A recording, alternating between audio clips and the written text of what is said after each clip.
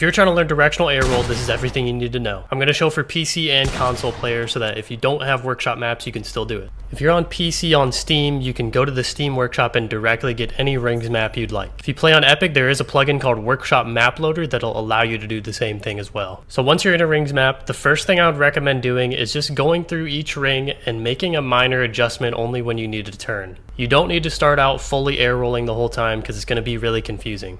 Once you start to feel comfortable doing that, the next thing I would try doing is defaulting to an upside down position so that your turns are going to go the opposite way. It'll be a little bit more awkward, but you're doing the same thing of making small air roll adjustments when you need to turn. Next thing I would do is to start going through each ring fully air rolling the whole time. This isn't necessary in game, but what this is doing is simulating awkward situations like getting knocked back from the ball, having to jump at a weird angle, and you're eventually going to have to air roll in all these different directions. And if you feel like there's a turn during rings where you just can't get the right angle, that's good. Keep forcing yourself to try to do that one because you need those blackout moments where you try to turn and then the car just falls down.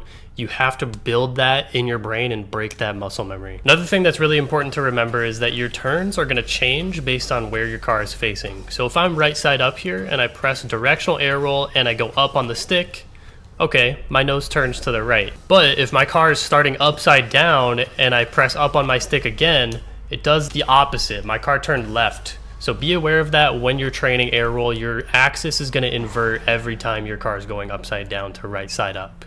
Now, if you're on console, there's a training pack that spawns you outside of the map that allows you to go through each of these buildings as if they were rings. So you need to follow these same steps, but going through the buildings like so. And then for step 2, you've got upside down adjustments.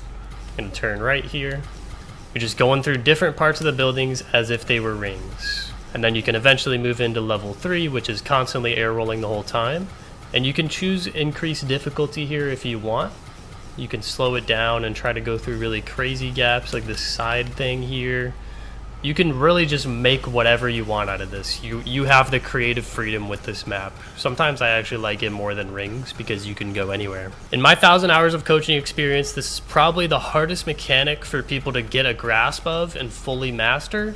So if you're struggling, don't worry. A lot of people struggled with this as well, and it just takes a lot of failure because the only way to get out of that is to keep trying it with different stick inputs over and over again.